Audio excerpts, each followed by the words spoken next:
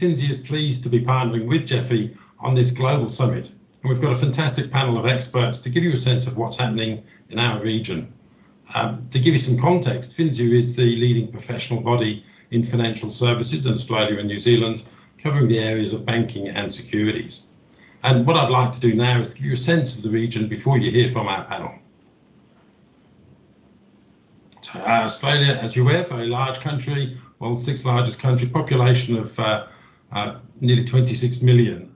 What may be news to some of you not so familiar with Australia, highly urbanised, so despite all that huge space, and indeed 90% of the population living in 0.22% of the land. So, and most of those living very close to the coast.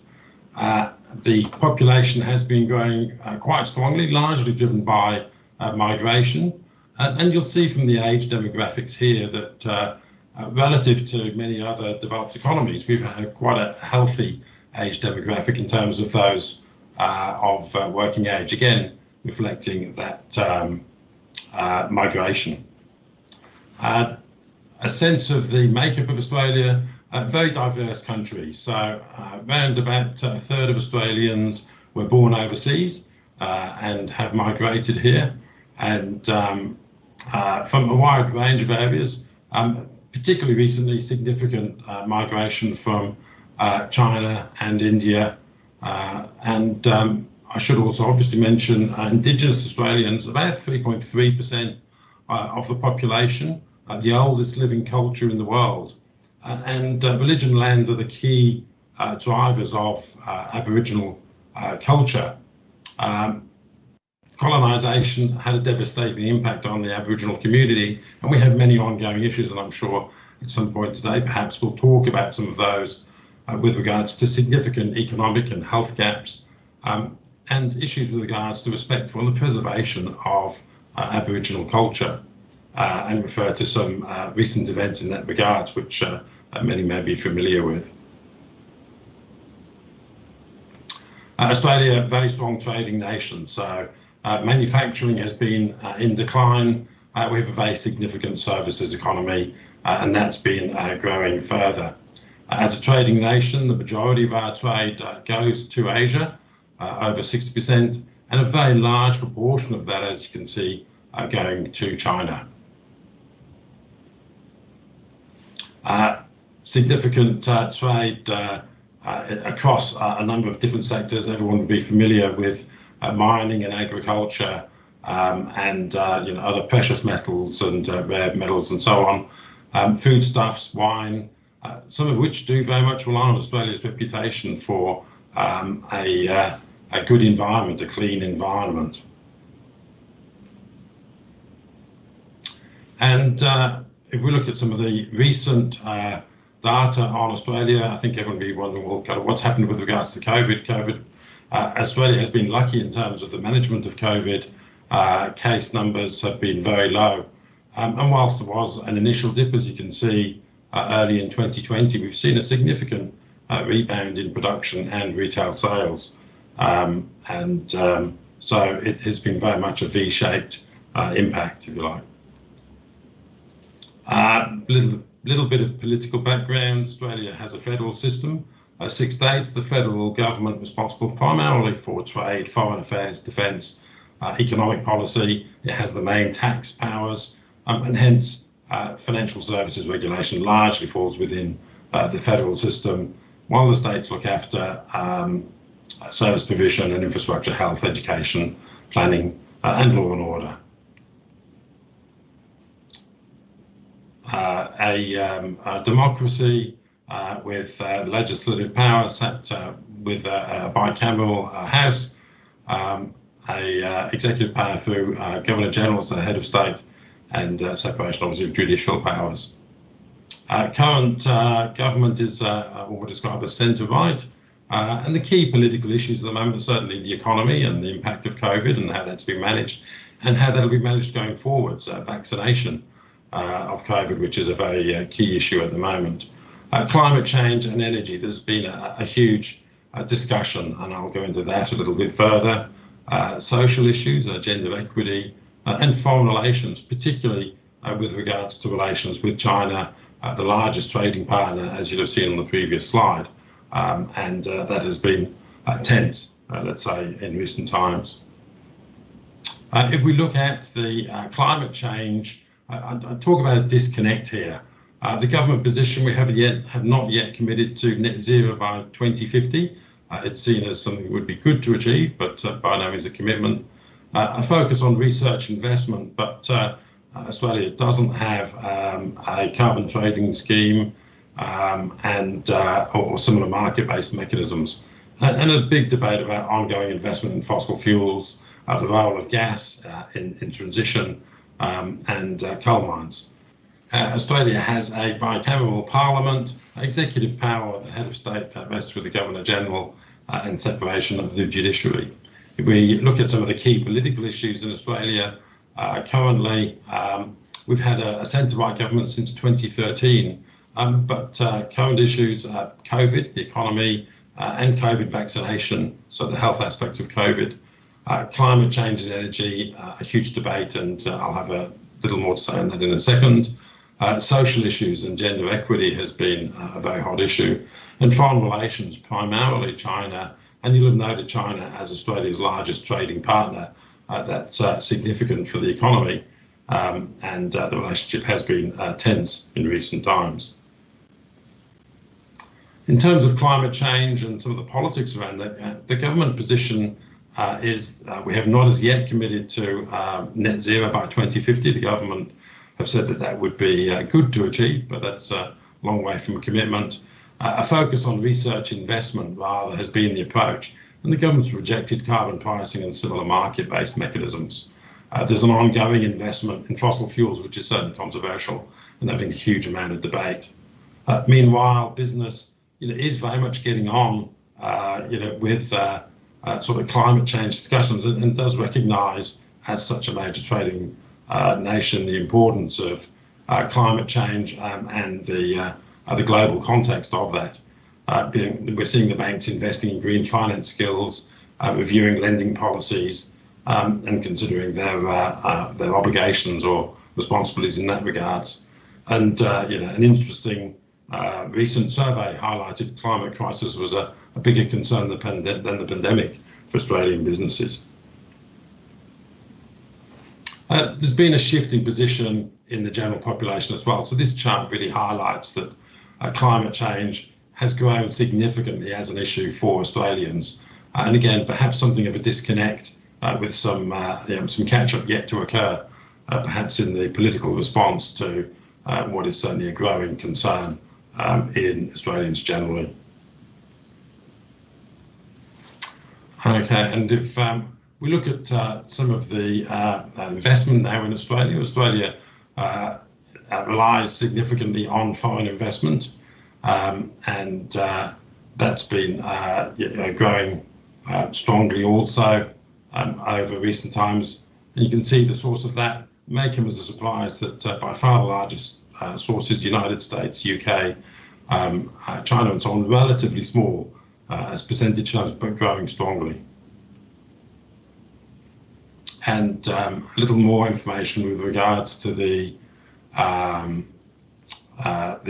banking system and the superannuation system. Australia has a strong pension savings system, and kind of highlights there the depth of savings. The banking system is highly concentrated, and 4 major banks do dominate, and you can see that applies also in terms of the assets held by those banks. Superannuation is growing strongly, and that's supported by compulsory superannuation schemes through employers. Australian Sustainable Finance Initiative, just to briefly mention what is happening, I'm sure this will come up in the panel today. There has been a industry-led initiative to establish a roadmap for sustainable finance, supported by many of the major institutions, and that roadmap was launched in November 2020, and as I say, may well get some discussion amongst our panel today. The regulatory system for financial services, we have 4 key regulators, and with the responsibility set out there I'll focus in on APRA, the prudential regulator, who have issued risk guidance and taken a leading role. Certainly been very open in terms of their expectations and growing expectations of the consideration of the impact of climate change and the prudential risks that are associated with climate change, and seeking better practice in terms of how those risks are defined and managed as we go forwards. And I think just to finish in terms of this overview of Australia, certainly highlighting, there are a lot of challenges out there focused on some of the environmental issues, but you can imagine how that's impacting on agriculture and other aspects of the economy. And there's a lot of concern with regards to, for instance, the impact on the Great Barrier Reef of not just climate change, temperature change and bleaching that's occurring, but also the runoff of fertilisers or indeed mine pollution that may impact on some of these very fragile environments. Quickly cover on New Zealand and the many similarities between Australia and New Zealand, and as you can see, it's population of 5 million, it's similar size to the UK, but again, significant migration and relatively young population given its development that again is being fed very much by that migration that's ongoing. The New Zealand economy similarly very much services based, and although with a more significant relatively manufacturing sector than Australia.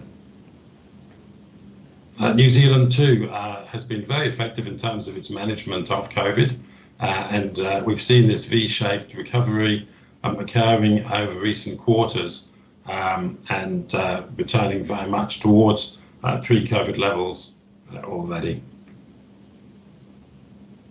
New Zealand, the politics, if you like, of climate change are quite different, and New Zealand's had an emissions trading scheme since 2008 and has been a leader in some regards. It's the world's first country to bring in law forcing financial firms to report on climate change, and it has set out a target of carbon neutral by 2050 and highlighted the role that the financial services sector needs to play.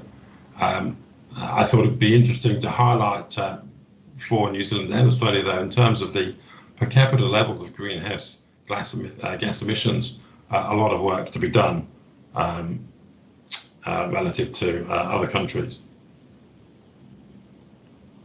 And New Zealand, the regulation of financial services largely through the Reserve Bank, and Reserve Bank conducted a recent industry survey in terms of the impact of climate change. You can see the outcomes of that survey at the top on the right hand side here in terms of the concerns from the banking sector and the opportunities as seen from the banking sector, and then below that the perspective of investors from life and non-life industries. New Zealand too, a lot of concern around the impact on the ecosystem, biodiversity, and impact on the environment of change. So just highlighting again some of the biodiversity events which reflect some of the challenges around climate change, pollution, and other similar concerns. So I will leave that overview there. I hope that has been useful just to give you a sense of what's occurring in this region. And with that, it's my great pleasure to hand over to Giles Gunesekera, who is Senior Fellow of FINSIA, CEO of the Global Impact Initiative, and he'll lead the panel discussion today. Thank you very much indeed, Giles. Thanks very much, Chris, and appreciate the background that you provided there on both the Australian and New Zealand markets for context. Our panel today is going to dive into the Australian, New Zealand and Australasian markets for further context around, and also cover many of the topics that Chris has mentioned in his introductory comments. But firstly, and importantly, I want to acknowledge the various traditional lands that we're all meeting on today. I'm on Gadigal land of the Eora Nation and pay my respects to those elders past, present and emerging leaders. We acknowledge our Indigenous peoples, our First Nations people, continued connection to culture, land and waters of this great nation, and that sovereignty was never ceded. So thank you once again, Chris. As Chris mentioned, my name is Giles Gunesekera. I'm the CEO and founder of Global Impact Initiative. Global Impact Initiative creates and advises on impact investments, that is, investments that have the dual purpose of both financial return and social impact. Everything we do is measured, mapped and monitored to the UN Sustainable Development Goals, and we'll cover the Sdgs as a topic of conversation as we move through the panel later this morning. Also wanted to introduce, and I'll allow each of the panel members to introduce themselves. I'm not going to go through the bios because that will take the whole hour, but what I'd rather do is introduce Lucy Thomas from T Corp, Talieh Williams from VFMC, Katherine Tapley from ANZ, and Dr. Stuart Palmer from Australian Ethical. And I'll hand over to Lucy to firstly introduce yourself, Lucy, to the broader audience, and tell us what you're excited about and why you love the role that you do. Thanks, Giles, and absolute pleasure to be speaking with you today and joining the panel. Thank you for shining the spotlight down here in the Southern Hemisphere on what we're doing. We're a very motivated sustainability community, and it's a pleasure to be here with my colleagues across the industry to share some of the things we're seeing and working on. So T Corp, where I work, we're a financial services provider and fund manager for the state of New South Wales.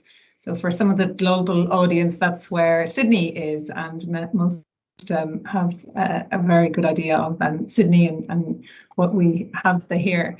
We have 100 billion in the investment management portfolios on behalf of the New South Wales government family. And we also have a balance sheet of 100 billion, which is the bonds we've issued to generate funds for the New South Wales public sector agencies.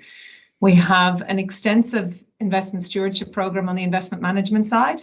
And on the issuance side, we have 5.2 billion in sustainability bond program with some really fantastic social and environmental outcomes. This year, we have a major focus on 3 areas. The first being climate. So I guess who doesn't at the moment? The second is extending our active ownership beyond just corporate engagement in our own equity backyard, which is where we've historically been focused, and thinking more about including advocacy and indeed other asset classes in active ownership. And the third area is around building an ESG risk framework to align with our total portfolio approach. So over the last couple of years on the investment management side, we've been putting in a new investment model to manage portfolios more holistically with the end client objective in mind, rather than more traditional management of sleeves of portfolios to a benchmark, which is somewhat, dislocated from our client objectives. So in this total portfolio approach, we believe risk is multidimensional, and ESG is another dimension of that risk that we want to manage. So our framework is integrating ESG data as that's improving, and ex ante and ex post into portfolio construction. So that's taking up a bit of time across the team. You asked why I'm excited about my role. Well, having the investment management and the debt issuance under one roof is really unique and unusual. I don't really know any other organisation globally that does that. And if there's anyone on the call who does, please get in touch, because I'd love to share notes. But we end up representing a significant part of the state's balance sheet. And so this allows us to be an advisor to Treasury on how to most effectively use that balance sheet, and for my team to consider the sustainability across the balance sheet. And so I feel really privileged to be in a position that can play a role of bringing the thought leadership from investment and capital markets to government. We all know there are some really big issues to solve and effective policies required to do that. So the opportunity to impact the direction of that is something I get quite excited about. We look at things like climate-related risk across the balance sheet. We think about how debt issuance can play a role in achieving New South Wales's net zero commitment and other ESG objectives like gender diversity, for example. We look at accounting for natural capital on the government balance sheet, modern slavery reporting, and ESG disclosure and SDG alignment, as many others would be thinking about. So that's a little bit about T Corp and what I love about my role. Brilliant. Thanks, Lucy. Talieh. Thank you, Giles, and terrific to be here with you all today. Similar to Lucy, I work for a state government organisation, so I am the Head of Investment Stewardship at the Victorian Funds Management Corporation, and for those of you overseas, that's where Melbourne is based, and we manage funds on behalf of quite a number of Victorian state government and statutory organisations, and the way in which we approach investment stewardship really centres around 4 key pillars, and they include active ownership, ESG integration, undertaking various major projects which underpin those first 2 pillars, and then collaborating and advocating for positive change at a systemic level. And the work that we do really does encompass a broad range of issues, and that's the thing about ESG and sustainable investing. There are a plethora of issues, and it's really difficult to be across all of them, but we really do try our best, and they encompass climate risk, modern slavery, cultural heritage, natural capital, gender, diversity, and so on. And it's then across all of the asset classes that we try to tie that together. So there really are quite a few balls in the air because there's multiple issues, several asset classes, and trying to get comprehensive coverage across all of those issues. And as Lucy mentioned, climate risk is a really big issue for us at the moment, and also modern slavery. And we're currently looking at how to integrate climate change considerations into our strategic asset allocation process, just by way of example. And in terms of what I really enjoy about the work that we all get to do and have the privilege of doing in sustainable finance is that firstly, no day is ever the same, and there's an opportunity to work across a diverse range of issues and in an ecosystem with people who are really engaged on the issues and very collegiate. So it's a really great group of people to work with, both internally at our own organisations, but then across the industry, as we've got a selection of people here today, and we all know each other and have the opportunity to work together. But more importantly, the thing that really is the gold dust is when you actually get to see impact on the ground and get to see the positive benefits of where you can drive influence and change. And it doesn't always happen frequently, but when it does happen, it is quite gratifying. And just by way of example, VFMC has exposure to several green bond, social bond instruments, including some T Corp sustainability bonds. But we're exposed to some social housing bonds, and a week ago I got to actually go and visit those assets and meet the people who are living in those homes. And we very easily get caught in our white ivory towers, and we're quite divorced from what's happening on the ground. But having the opportunity to go out and see that impact firsthand, and it's very different to having an impact metric. It's going and meeting with people, understanding their lives, being welcomed into their homes, and seeing the huge benefit that can be delivered where capital is allocated for good, but also delivering returns for investors. So thank you. Brilliant. Thanks, Talieh. Katherine. Thanks, Giles. Hi, everyone. And likewise, thank you for having me amongst my peers and friends. As Talieh has pointed out, we do all know each other, and it's a real pleasure to be part of this conversation. I'm Head of Sustainable Finance at ANZ, and for the global audience, ANZ is one of Australia's biggest domestic banks.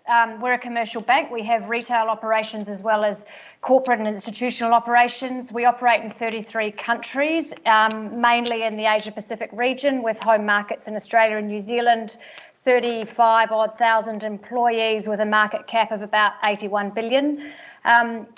We're a purpose-driven organisation, which is all around shaping a world where people and communities thrive, and our business strategy is informed by 3 pillars to that performance, and those 3 pillars are environmental sustainability, housing access and affordability for all Australians and New Zealanders, and as well as financial well-being.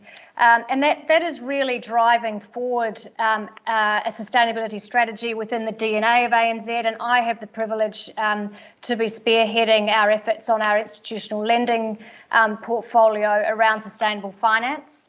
I've worked with both T Corp and also VFMC in the supply and distribution of bonds in the Australian and New Zealand markets.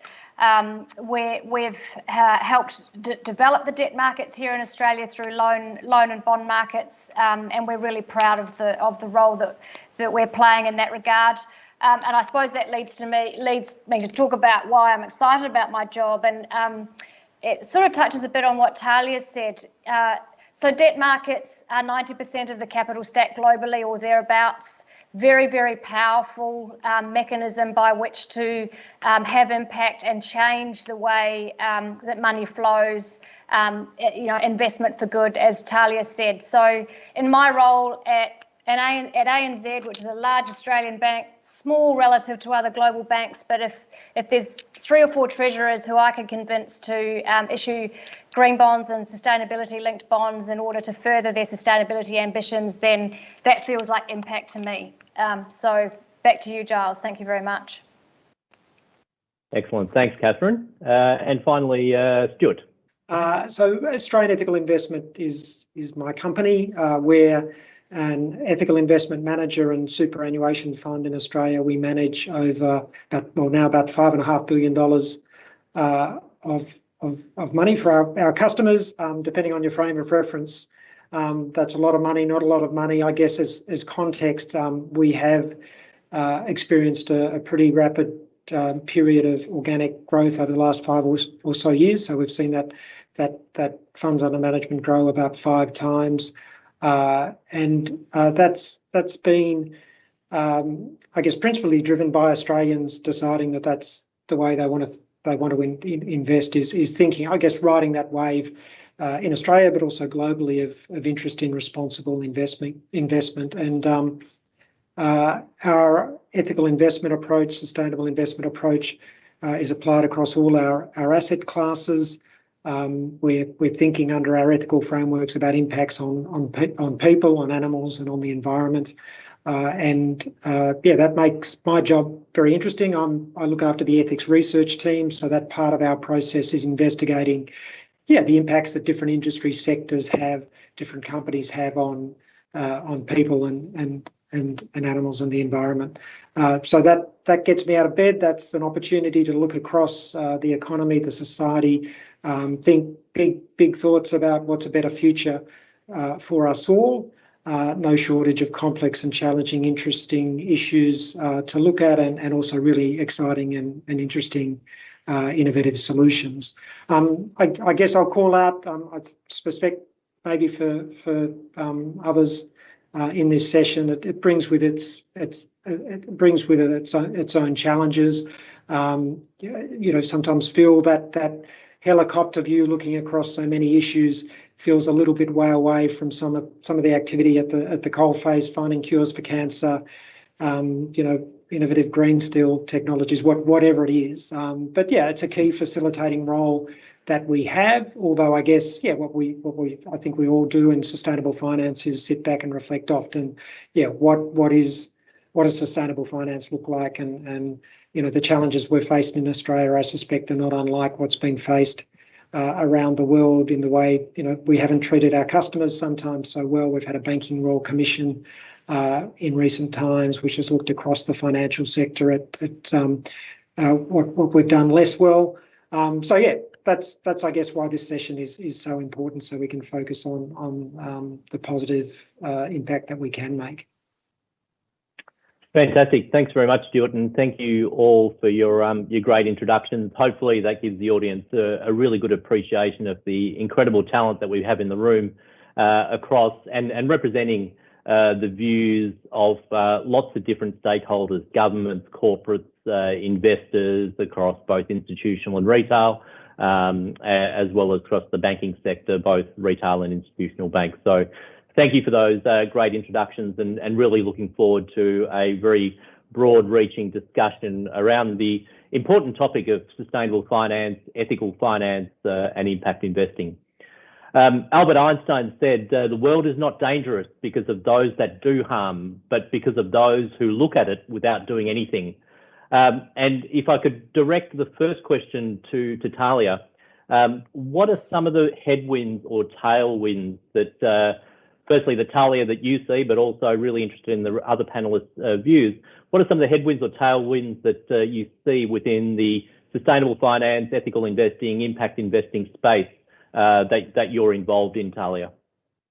Thanks, Giles. Really good question. In terms of the tailwinds, I think there are several, and COVID, I think, really was one of them. It sort of was a headwind and a tailwind. It really amplified people's awareness of key ESG and sustainable investment issues. And there were, I think, there was a complete lack of resilience within our global economic system and a complete unawareness of that. And so COVID made people aware of biodiversity, natural capital loss, which then brings pathogens into contact with people.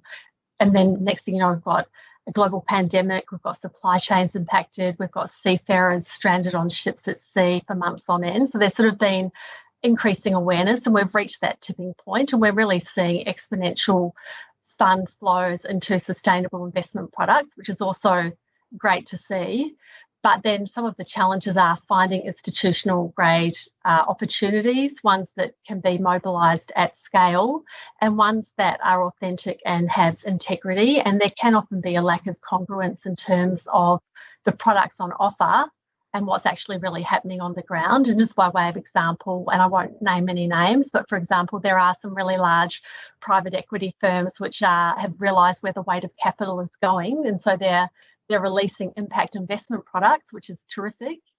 But on the other hand, they might be acquiring manufactured housing, otherwise known as trailer parks, upping the fees, reducing the services, and further marginalising those people in those homes. And so with one hand, they're giving, and the other hand, they're taking away. And that then really presents a challenge for us as an investor, because you're not really that comfortable with the entity which has those scalable investment options. Other headwinds are the fact that often ESG and sustainable investing is held to a higher burden of proof, and there's arguments around causation, correlation, does it generate alpha or not, is it other equity risk factors, and often that can detract from the broader conversation, which is that looking at sustainability and ESG is really important. It provides another lens by which to understand an investment, and there is the opportunity to invest, obtain market rate returns, and deliver good impact on the ground. But that's just a few thoughts from me.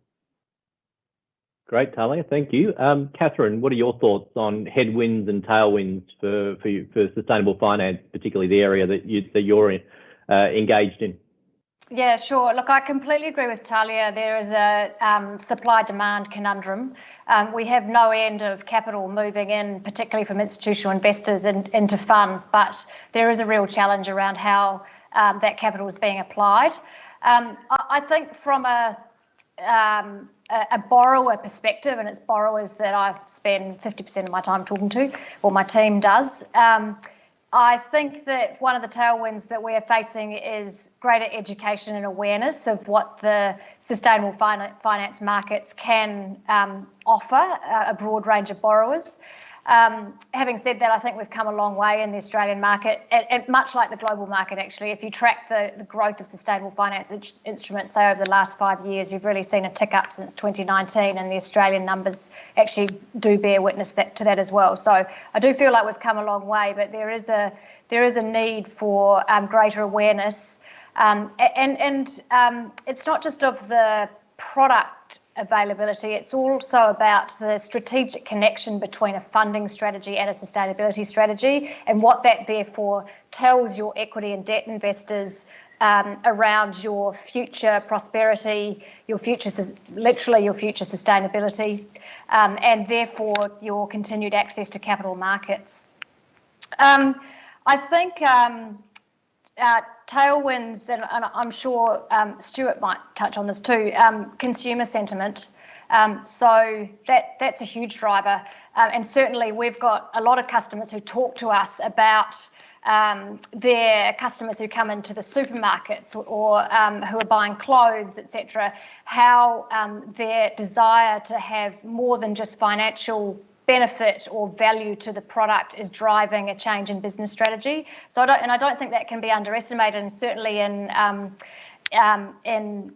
wealth services, and again veering into probably other people's areas on this call, but we can't underestimate that transfer of wealth that's happening now into the millennial and Generation Y generations, and they do have a different lens on what value means and what financial or what return means, and it's not just about finance or financial return. They're looking for social and environmental return as well. So I would put that in the tailwind category as well.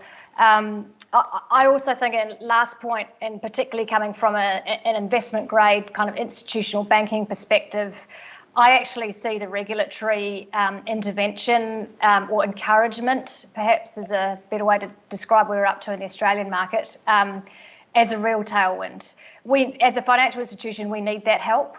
We need the help around our regulators being there beside us to talk about climate risk, in particular as a financial risk for the future prosperity of Australia and also New Zealand, since we're in this region. But I'll leave it there because I'm sure Stuart and Lucy have got lots to add to that. Thanks, Katherine. That's great. Stuart, you've been referenced twice already in various comments, so only fair to pass to you. Australian Ethical has been a leader in ethical investing in Australia for a long time. But clearly the last 12 months has seen, a real move. Finally, I'm sure many in your firm would be saying to ethical investing, sustainable finance, but in particular, your space, ethical investing, what are the headwinds and tailwinds that you're seeing? So I guess globally,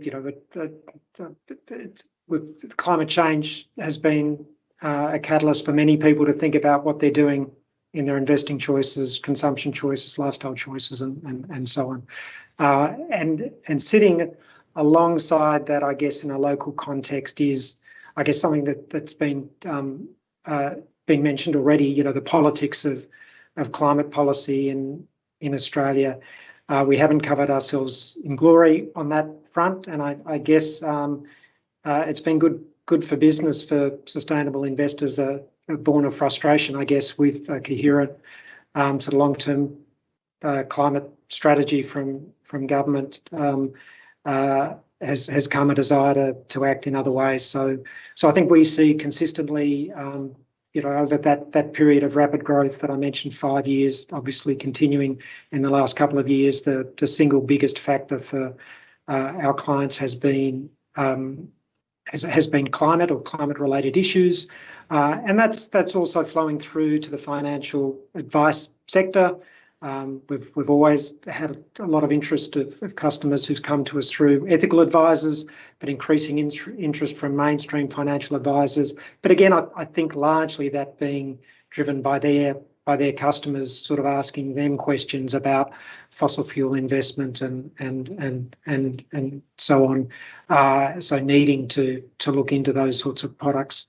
I think, an opportunity, but probably a challenge for us all is what are the frameworks that we're going to use to track how we are contributing to dealing with challenges like climate change, modern slavery, lack of diversity, and I think we'll probably talk about that, but I think that's the big challenge. I mean, Talieh, I think, mentioned some interest, whether you call it greenwash, but instances where money is being applied with a sustainable, raised with a sustainable purpose, and isn't necessarily achieving that impact. I think there are going to be more egregious and less egregious cases of that. I mean, I think we all face it, basically. I mean, with that question, how do we, as financial services companies, deliver impact and measure impact? And I think that's something probably worth talking a little bit more about. Lucy, from your perspective, you've T Corp through Stuart Brentnell, and he's been building a fantastic team of practitioners, and obviously a large body of practitioners needed to manage the increasing assets that that you are holding, issuing, managing. What do you see as some of the headwinds and tailwinds more broadly across the market for this space? Yeah, thanks, Giles. So you kicked us off with something quite philosophical from Mr. Einstein, and I think that one of our challenges is actually around the analytical philosophy that we take to, or it's very dominant in the investment industry, and that paired with, that some of our best tools rely on historical data. So sustainability requires an understanding of systems and how different parts of the system influence each other within a whole. Yet our investment industry has historically had a focus on analytical thinking, which breaks down a system into smaller parts in order to identify, the pieces and how they work together. And I think that's a challenge, given that sustainability issues are systemic in makeup. I mean, we just think about climate as an example, and that's easy to understand. I think we also have the challenge of sustainability being more forward-looking risks in general, and climate is another good example there. We don't know how climate will play out for economies, for markets, for society, for environment, but in our industry, we tend to position portfolios using forecasts that are based on past behaviour. So we model how risk has behaved historically to anticipate what risk exposures you need for a portfolio, and that doesn't work for climate. There's no playbook. I heard a great description by Bob Litterman, who is mostly known for his work on the Black-Litterman model, which investors use alongside modern portfolio theory to optimize portfolios. But in the last few years, he spent quite a lot of time on climate, and he talks about trying to use our current investment models to understand and predict climate impacts, like walking up to a cliff backwards. And I think that was a pretty good analogy of where we're at a little bit in the industry. I do think, though, that the movement to measure is part of our tailwind. So I think that we're getting better at it. We are taking externalities. Climate 5 years ago was a real externality that we didn't really know how to measure very well. Measuring carbon emissions is now understood and something we can do. We know the debate's still out there and what are the best metrics, but we're getting there. And the other big tailwind that I've observed over the last few years is just the lift on governance. So the discussion of sustainability issues in boardrooms, whether that's corporates or investors, or any institutions. I think that's a big tailwind that we're seeing contributing to a lot of the momentum. Yeah, would it be right in saying, Lucy, a lot of the issues, whether they're environmental or social, that we've seen particularly of late, or when I say late, in recent past, the last couple of years, is that a failing of governance? If we think about Duke and Gorge, if we think about gender discrimination, the variance and the politicisation of climate, is there a failing of governance at all levels? I would agree with you, Giles, that in general we see when there's a sustainability issue that comes up, there is a governance issue that has been embedded in the issue, and that I think post the Volkswagen scandal around emissions, it was very quickly put as a governance issue, not an environmental issue. And there's a number of different examples, particularly what we've seen more recently in Australia with Rio Tinto, where the discussion really is around the governance of the issue. So I would agree with you with that. Personally, I don't think you can separate the E and the S and the G, and that's back to the systems thinking. So I don't think things fall neatly into each category. I don't think they're mutually exclusive, and so it's about bringing it together and managing it holistically. Yeah, that's a really good point. Katherine, you mentioned a few times in the discussion already, the importance of regulations.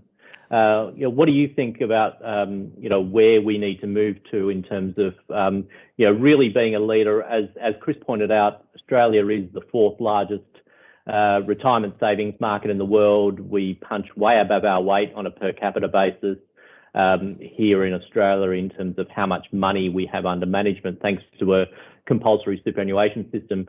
But what additional regulations do we need, particularly in a post-COVID world, and assuming that we are in a post-COVID world, of course.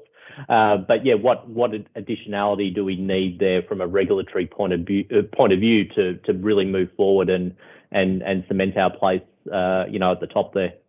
Yeah. So I think I'll come at it from a financial services perspective.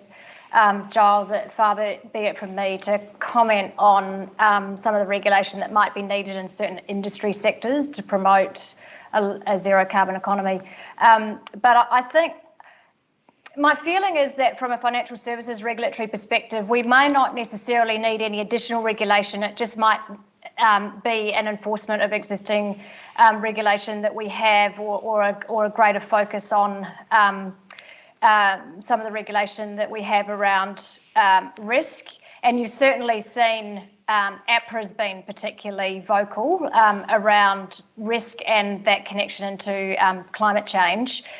So I think that's probably where I would come at it. So and that's why I'm calling this out as a tailwind, because we do need the regulators to be invested in helping us drive that capital flow. There is nothing like rules to help you shape up, I suppose, in a way. So any kind of guidance and sort of guardrails that we get are useful, I think. So no specific regulation. I think just more focus on existing frameworks, but I do think, and I think we'll see it here, and it'll come through. Actually, it was Chris, I think earlier, was talking about ASFI. So the Australian Sustainable Finance Initiative is going to draw, or has drawn in terms of its recommendations, and will continue to draw as it becomes an implementation body, on what we have seen from other jurisdictions. And and this is actually another key point, whilst we really need to ensure that frameworks, regulation, guardrails that we set up here need to have an Australian flavour to them, there's a lot that we can draw from jurisdictions like the European Union, the UK, Germany, France, Denmark, Canada is a bit further ahead than us, around how it is that we put definitions around what is E, S and G.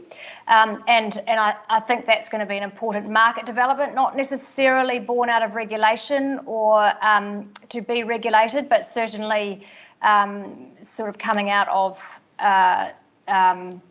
the banking and financial services, as well as corporate need for definition. Mm-hmm. Thanks, Katherine.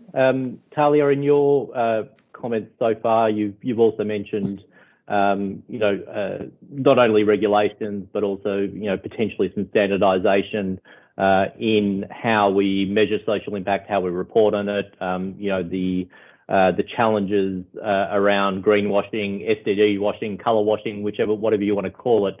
What are your thoughts on what additional government help is needed? Any regulatory change, to really push forward our economy in a post-COVID era? Sure. So I agree with what Katherine has said. And in particular, I think one of the key areas that may need focus is not so much regulation, but favourable policy settings, and also the government signalling to market participants what is considered to be appropriate. And unfortunately, we still have an economic system which is founded on companies essentially exploiting the commons. We've got a tragedy of the commons, whereby workers can be exploited in terms of driving down labour standards, environmental impacts and so on. And I think it's about reframing the way in which companies are expected to operate. And it's, yes, they need to deliver a profit, but they need to do it in a responsible manner. And it's not about gouging workers or damaging the environment in the process. And I think that also comes back to some of the comments Lucy made about Juukan Gorge and the governance failures there, where there's been a long history of inadequate regulation in WA, but more broadly across Australia as it pertains to cultural heritage. And that instance really highlights a governance failure at two levels. So firstly, the incident occurred, which is not good. But secondly, there was then a governance failure after the fact in terms of the way in which the board and the executive responded. So they were very slow to front the media, to speak with the local community, to speak with investors, and then to sort of hold the relevant executives accountable. So it's a range of factors. But yeah, so I'll leave it there. Thanks, Talieh. If I can address the next question to Stuart, working in this space for a long time for a fund manager and in other roles, there's lots of headwinds around in terms of the warming climate, increasing extreme weather events, biodiversity loss, economic pressure, rising inequality. What are some of the key challenges and threats do you see to our financial system? As has already been articulated, it's a large financial system, it's a sophisticated financial system, it's a complex financial system. What are some of the key challenges and threats that you see?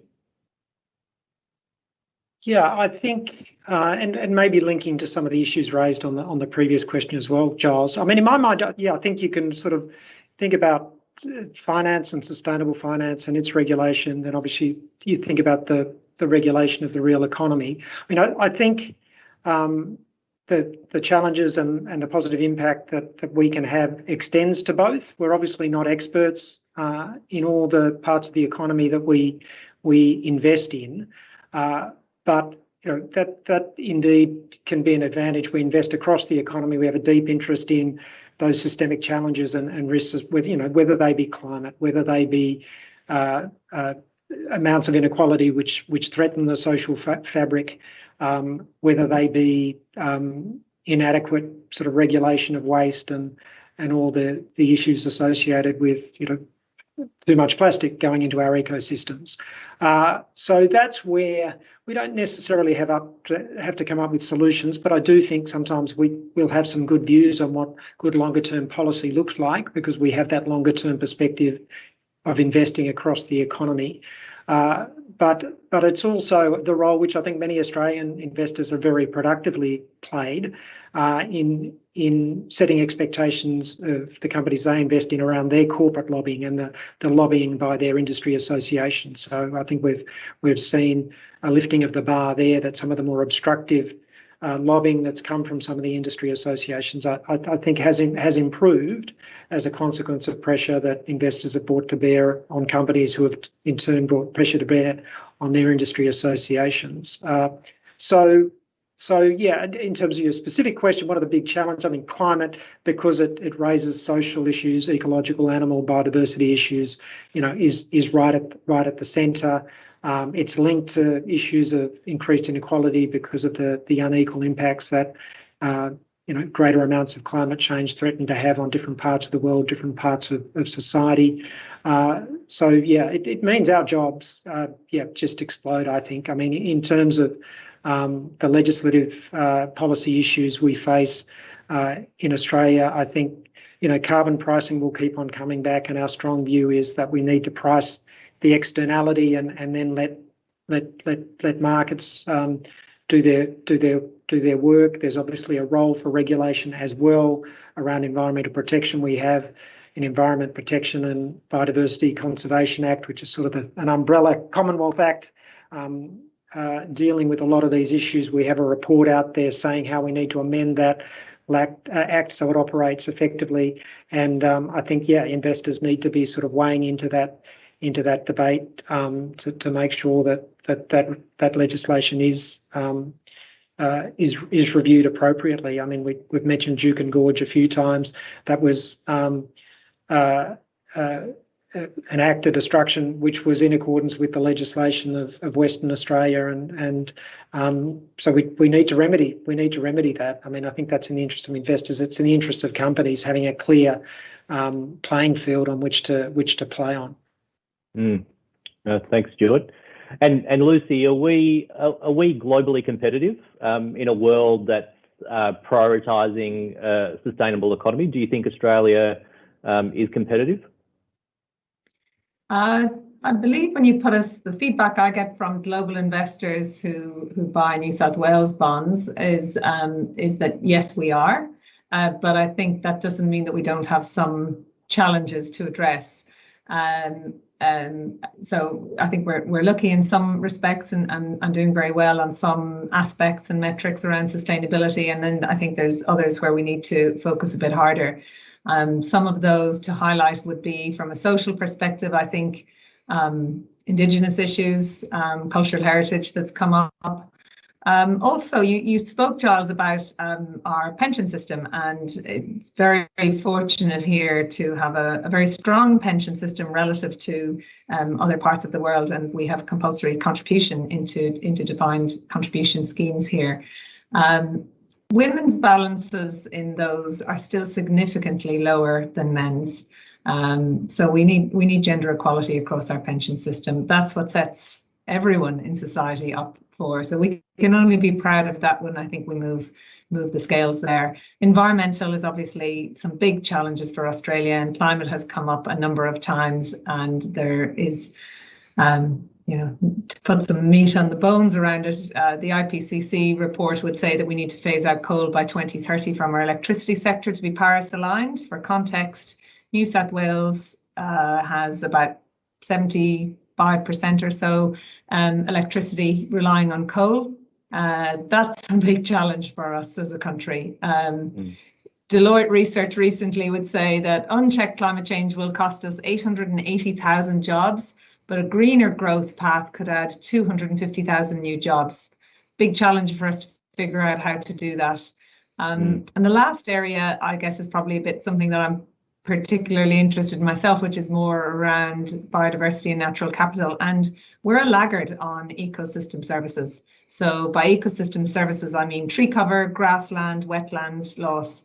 And on the Environmental Performance Index, which is a great one to have a look at and how your country is going, we rank 120 out of 180 countries. So restoring those degraded lands is, I think, another crucial area for Australia. So proud of all the great things Australia is doing, but not forgetting the focus we need on some of those, important areas too. And that's a really good point, Lucy. And particularly the fact that we've got this long-running Indigenous culture who have done all this and known all this for a long time. It's actually quite sad, isn't it, that we don't embrace that side of our culture and our history in order to improve the biodiversity, improve the land, which ultimately improves the climate. So really, really good point. Katherine, I was lucky a few years ago to be in New York around about the same time as you, where ANZ was on the stage as a real leader, or put up on the stage as a leader by the UN for some of the work that you were doing, particularly in sustainable finance. What do you think we need to do to be better? To really be a global force in this area of sustainable finance? Well, thank you. That was back in the days when you were allowed to travel. So what? Yeah, I know. I was catching a plane. It's a very foreign concept to all of us. One thing I do actually think COVID has been very good for is because you know how they say if concrete was a country, what would the carbon emissions be? I reckon if the capital markets were a country, what would the carbon emissions be, particularly in relation to bankers flying around the world? So, number one, we can now have virtual conferences like that and still share each other's ideas and stay connected. So I think that's one thing that we can offer. Look, I think what Australia can contribute really relates back to the leading position we have globally around our pension fund system. So we have so much capital here. We also have an abundance of some free natural resources and sun and wind, etc.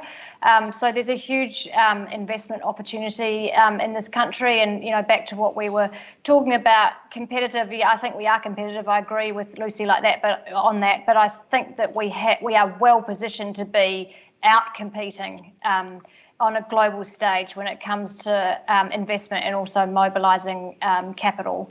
There's a whole raft of reasons that have been touched on here as to why it's not happening or how it could be accelerated. Yeah, great. And in talking about acceleration, it's very often quoted that sustainability is not about changing the world, it's about changing with the world. And to that point, Talieh, how do you and how does your team at VFMC balance the financial return with the social return that we've been talking about so much already? It's a very good question and a tricky one, Giles. And to be honest, we don't formally seek to evaluate or measure that social return on investment at this point in time. So we're still developing our capabilities in that regard. But what I would really emphasise is that there's been a huge snowballing effect in terms of momentum coming from within the asset class teams who, without pressure from the stewardship team, are actively seeking out opportunities that are targeting impact, be it from a renewable energy perspective in our infrastructure portfolio, green buildings in the property portfolio, through to a vast array of different debt exposures that are held within our fixed income portfolio and include issues that Katherine has worked on and that T Corp and a range of others have, and that includes various gender bonds, sustainability linked loans, loans to solar farm assets, social housing, which I've spoken about. So we're building momentum on deploying capital that's delivering impact, but we're not quite at that point of measuring that impact yet. Yeah, no, fair point. Some of the work that we've done in the past with European pension funds, which is definitely a movement that's starting to happen in Australia, is a lot of European pension funds will firstly not issue any RFPs to fund managers unless they've got an embedded ESG policy or impact policy. But secondly, a lot of funds will also have fund managers meet the ESG team first and also last. So once you pass the ESG team, then you're through to the investment team, but then finally the ESG team has the final say. Obviously, not every super fund or industry fund is doing that here in Australia, but that, you know, Europe's always been a bit of a shining light or a bit of a beacon for what may happen, and I think in that regard, and obviously we know the European market and European investors do look at social returns. UK legislation was amended recently to ensure that trustees do look at social impact and social outcomes as well as financial returns. So yeah, clearly it's happening and will continue to happen. But sure, and could I just add maybe just on that point? So ESG and sustainable investment is very much part of our pre-investment due diligence process. So when we're appointing any new managers, we assess a whole range of factors. So the ESG team or the stewardship team is very much part of that process. And I sit on the internal investment committee. So I essentially would have a right of veto if something had not been caught by my team. I could capture it at that level. And then ESG and stewardship forms part of that ongoing manager monitoring process. And then in addition to that, our internal teams are building up essentially panels of who they see as managers with a really good sustainability profile. So that those things you mentioned are very much happening on the ground. Yeah, fantastic. Thanks, Talieh. Stuart, if I could move to you. What's your view on the common myth around that you're compromising your returns by doing good? A somewhat loaded question to a company called Australian Ethical, who've been leaders in this space, but I'm sure you've heard and seen it all before. So please, if you can share with the audience some of your thoughts on, doing well and doing good from an investment sense. Sure, Giles. Yeah, and listen, it's still a pervasive mindset. I mean, I think we're lucky in Australia to have a strong sustainable investment community with some really strong collaborative organisations. Many of us, all of us, participate in the UNPRI or other UNIFI, but locally we have the Investor Group on Climate Change. We have the Responsible Investment Association of Australasia, which issues a benchmark report, has been doing it for I'm guessing it's going on 10 years, and they do regular analysis of the performance of responsible funds against mainstream funds, against mainstream indices, and it's been uniformly not exclusively, obviously, they compare different asset classes, different time periods, and give you a little bit of a checkerboard of where responsible investment's done better, where it's done worse. And it's been a great positive story to a responsible investment approaches. And that's well-regarded research. But yeah, the challenge remains, particularly, when you're talking to individuals, but also many financial advisors still have this deep mindset. So I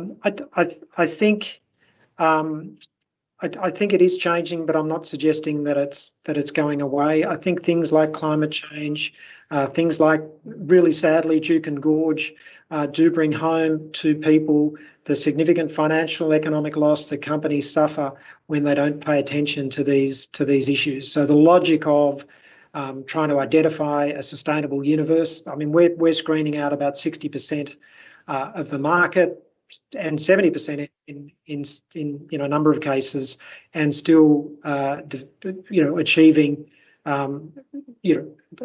risk-adjusted returns which are completely in line with funds which are investing across the whole market. So it can be done, and it makes sense that it can be done. And I think that's just thinking about our case. I mean, there's all sorts of different ways of implementing ESG, taking into account the risks associated with environmental social harm.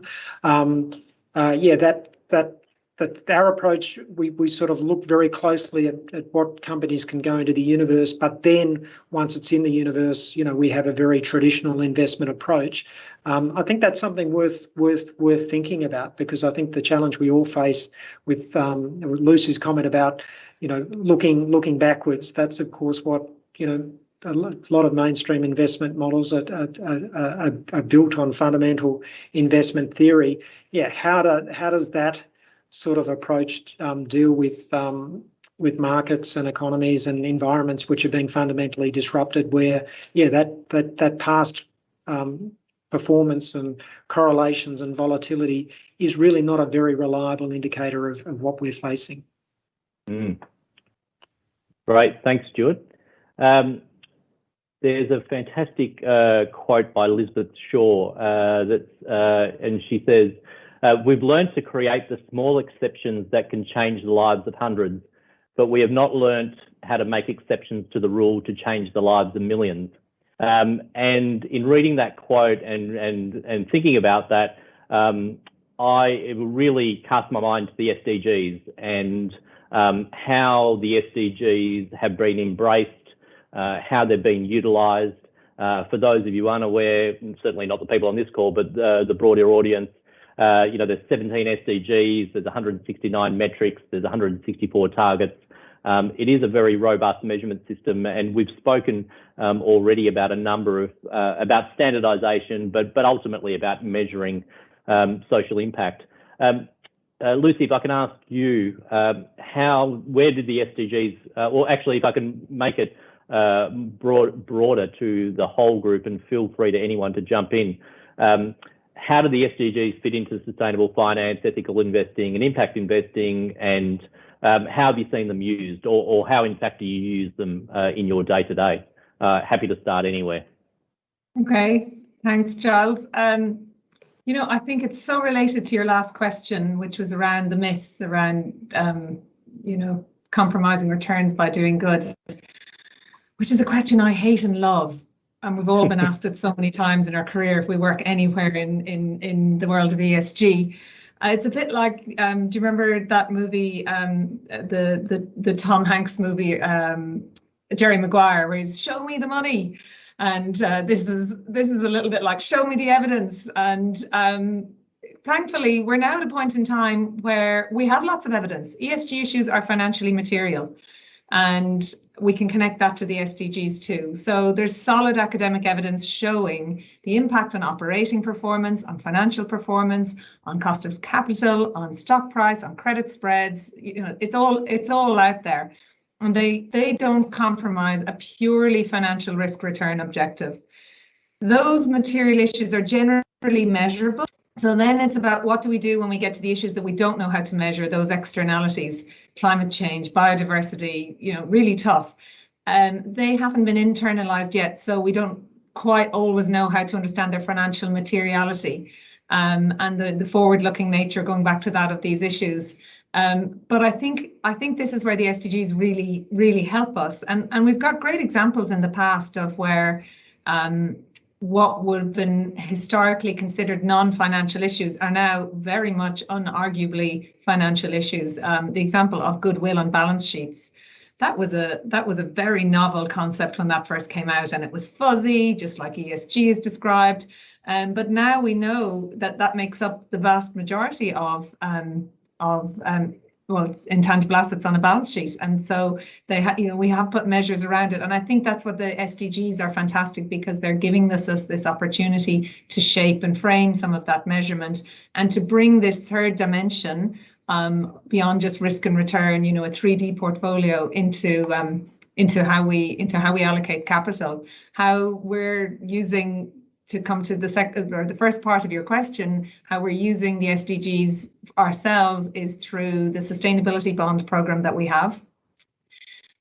So we're using them to demonstrate the link between the sustainability bonds and New South Wales government's environmental and social objectives. So they're around things like sustainable water and waste management projects, social projects for transport access or schools programs. And we try to make sure all of those are not just we do make sure they're all certified with the different frameworks.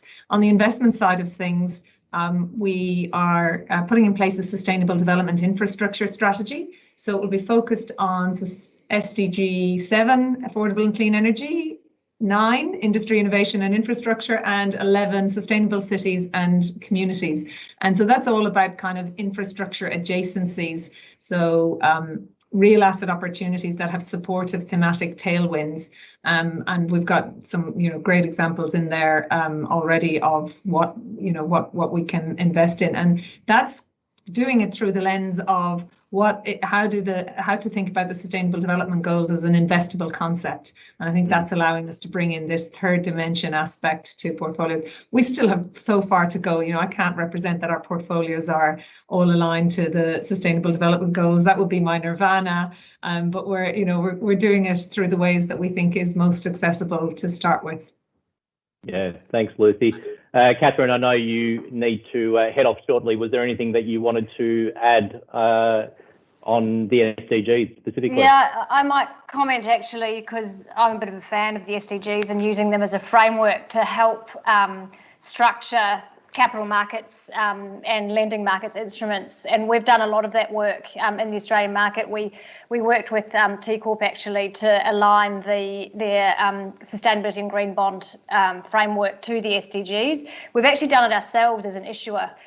So our bond issuance program, we actually call it an SDG bond issuance program, and we've got about 5 billion Aussie dollar equivalent of bonds across four or five transactions in the market now, in multiple, in euros and in Aussie dollars for funding and tier 2 capital. And the way we've structured those transactions is that the proceeds of those bonds are used to fund our balance sheet that is aligned to about 10 of the SDGs. So things across education, health, water, energy,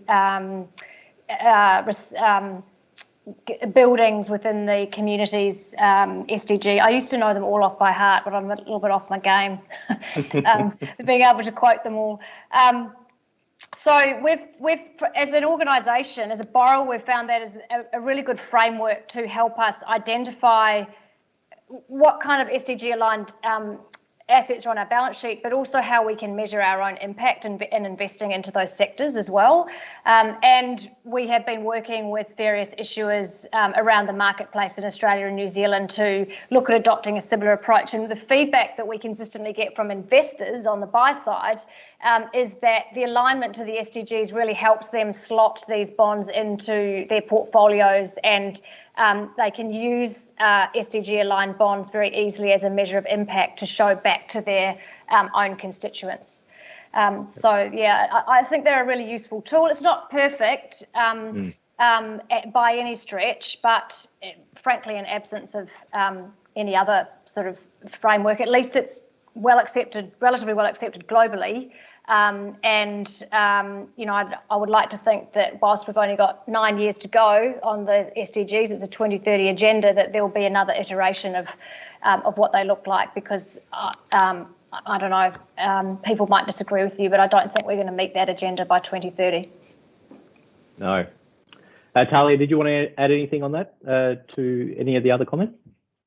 Not too much. I agree entirely with what Lucy and Katherine have said, and I'd just add that the SDGs provide a common language for people to reference areas of focus, and they've really helped elevate the issues. And as Katherine mentioned, they aren't perfect, and one of the really key challenges is that there's a risk of SDG washing, and so people who are looking to clip the ticket on the way through, some of them are trying to become savvy at dressing things up as being SDG impactful, and it's really critical that investors have that ability to really interrogate what's before them and make sure that there is that congruence and that they are authentic. But otherwise, agree with everything. That's great. I was at a conference a while back, and Teresa Whitmarsh, who's an executive director with the Washington State Investment Board, said, if you exclude 50% of the talent pool, it's no wonder you find yourself in a war for talent. And that was a specific, obviously, comment focused on SDG 5 and gender equality. Was also asked once at a conference on stage, what's my favourite SDG? And I kind of thought, well, that's a bit like asking you, who's your favourite child? But yes, very much gender equality is the focus, certainly for our business. In that, gender equality across women and girls just creates so many more opportunities for economies, people, communities. But yes, we're also, like Katherine, Stuart, and the rest, very, very big fans of the SDGs. So I'm very conscious that we're very close to time, and I wanted to round out the conversation and be forward-looking and futuristic-looking.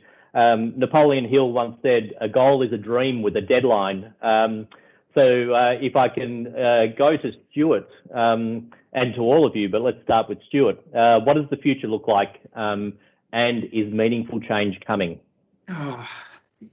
Listen, a really easy one to end up with, Stuart. You gave us a heads up on questions, Giles, and I thought about all of them, and that's the one I had a blank after. So yeah, there's so many. Is meaningful change coming? I guess let's focus on that part. Yeah.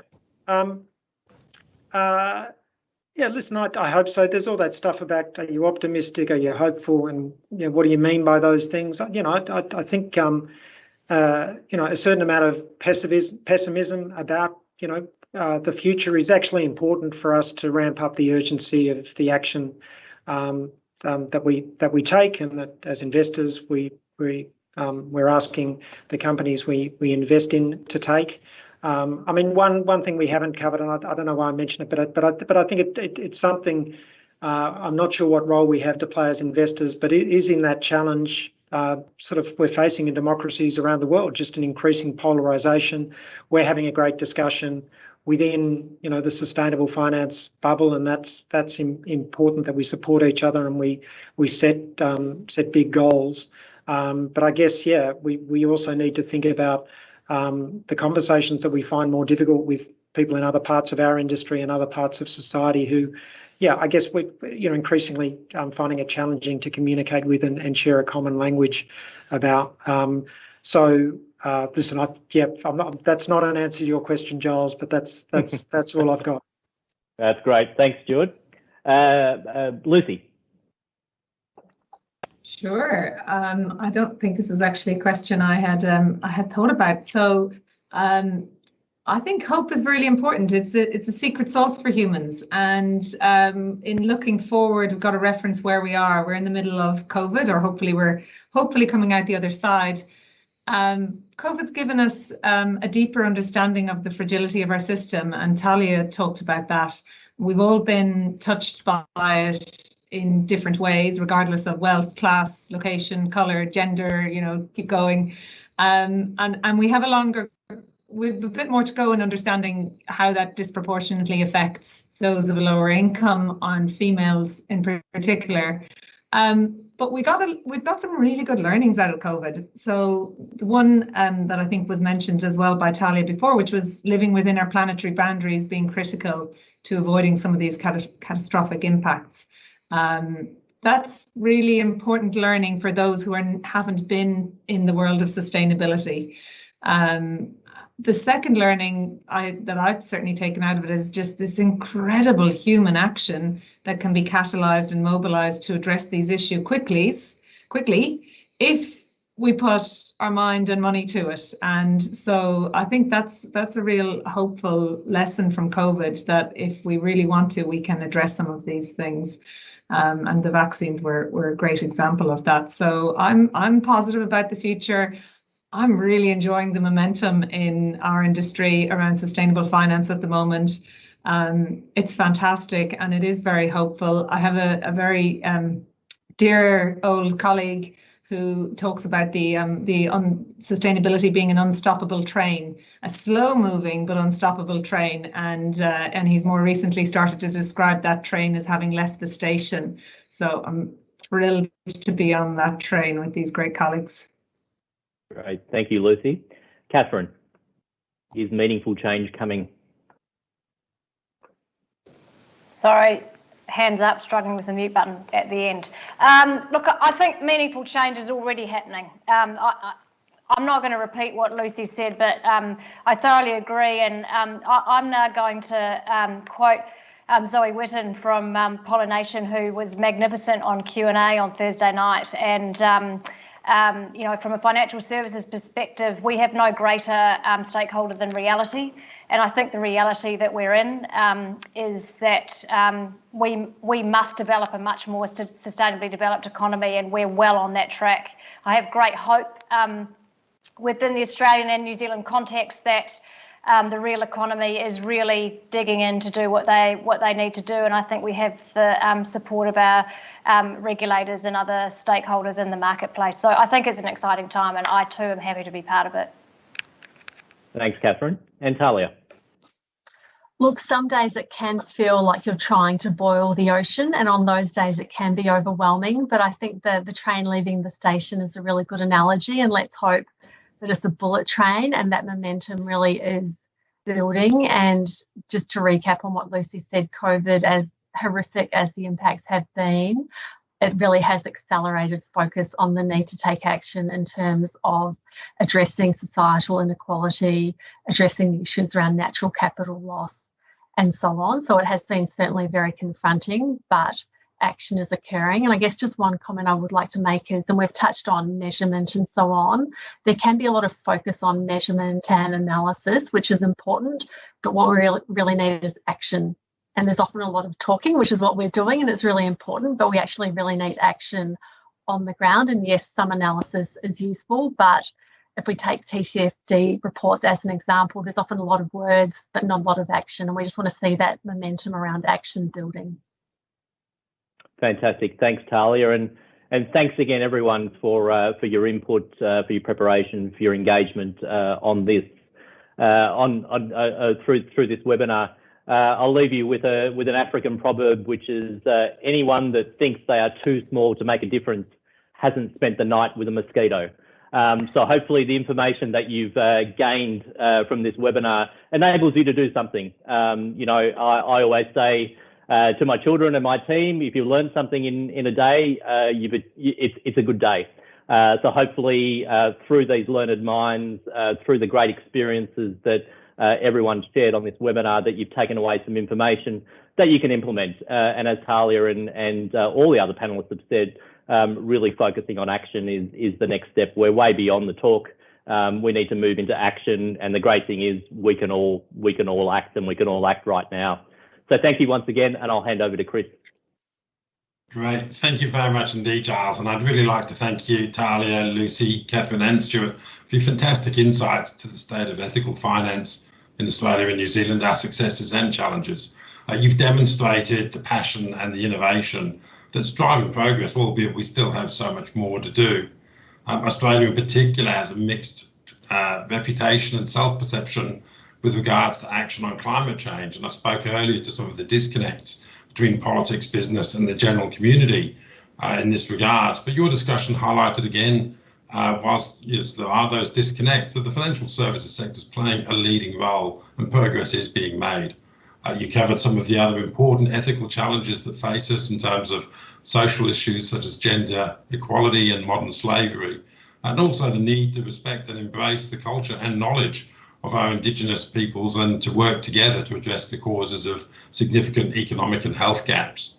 Australia and New Zealand have a progressive self-image with an outward focus as diverse communities and trading nations.